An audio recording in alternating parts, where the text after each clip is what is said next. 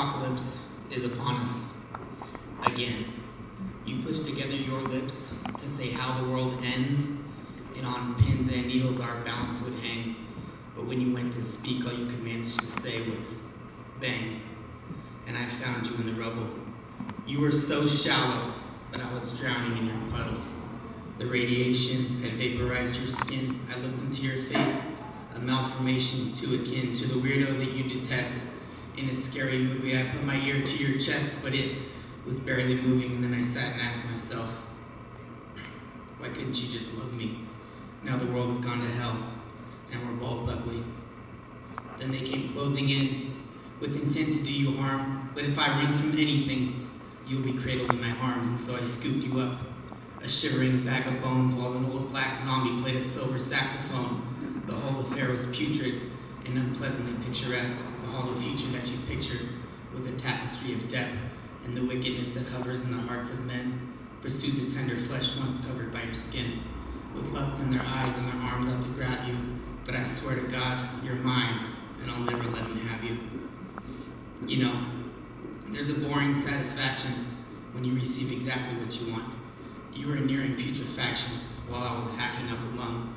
But we built a home, and I dug a plot for two, worked my fingers to the bone, and began to rock with you.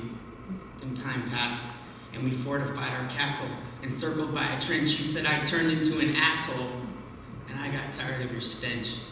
And back and forth we went like ring around the rosy, a pocket full of posies, but I couldn't sit back and watch us decomposing, although there was no cure for the sickness that we had, and so I tried to procure one every minute in my lab, where you said I spent all my time, and I paid you no mind. And I was a fucking prick, but we were too far gone for you to see that we were sick, and so you left. And now, it's been about a week since you went and moved your shit out. I didn't hardly blink and couldn't wait for you to get out. I implored you, applauding as you passed. Opened up the door so it didn't hit your ass. But it was all a show with my phony fake facading.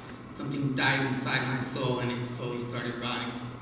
So I picked up the phone and I toyed with the touchscreen, poking at your name, and we both began texting. Then I quit in an instant and thought, how pathetic. Reaching out to my subsistence with a fucking text message. You deserve much better. So I start to write a letter. Then I threw it on the floor.